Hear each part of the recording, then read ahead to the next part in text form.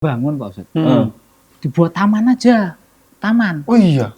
Kayak mana tuh? Nanti orang Pak? datang ke situ nongkrong-nongkrong kayak Kayak orang pacaran di situ gimana? Asli dari mah, kau kira ini di Ambon sana Pak C? Kau pacaran di kuburan kau nggak takut?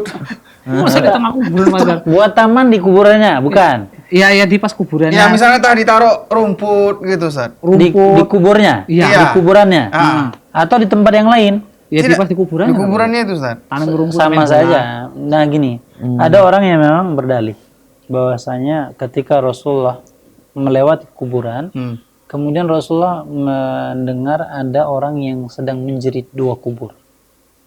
Nah kemudian Rasulullah mengambil pelepah kurma, ya kan, yang basah, kemudian ditancapkan kedua kubur ini. Ketika ditanya para sahabat, ya Rasulullah, kenapa mereka? Katanya disiksa atas dosa kecil.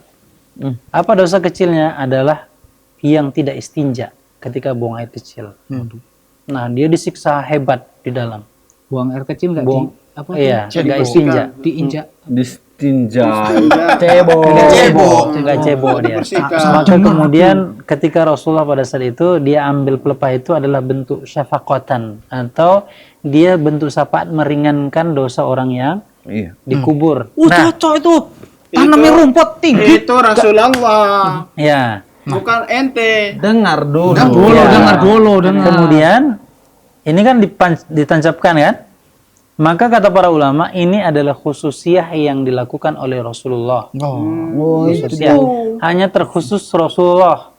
Karena apa? Karena para sahabat yang lain asal ziarah kubur nggak ngambil pelepah kurma nancapkan.